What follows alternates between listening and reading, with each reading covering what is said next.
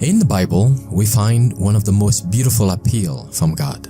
It says, "Today, if you hear His voice, harden not your heart." Would you like to spend this day with God?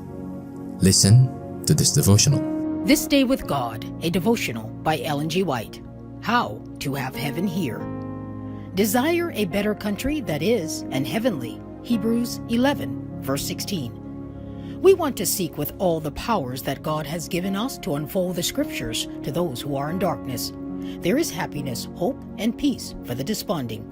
We cannot afford to give our God-given ability and devote it to the commonplace things of this earth. We want a faith that will grasp the promise set before us in the gospel.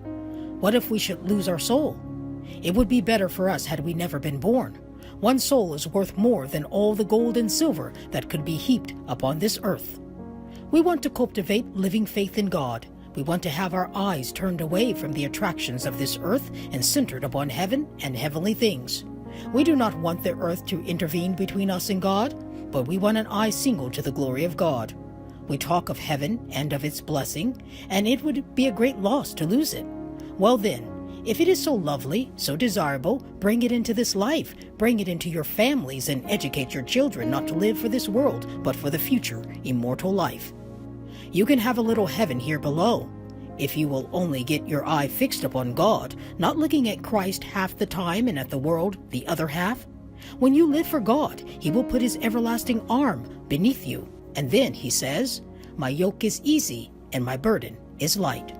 Do you believe it? I can testify this is so.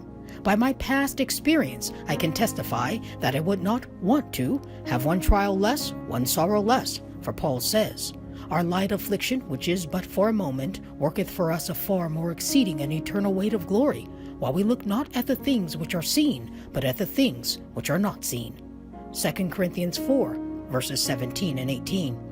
We want to look at the things of eternal interest, that we may think seriously in regard to what use we have made of our reasoning powers, whether we have tried to strengthen them with idle things which we cannot take with us when we shall be caught up to meet Jesus in the air.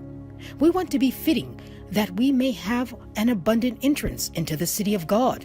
Everything compared with this is of no consequence.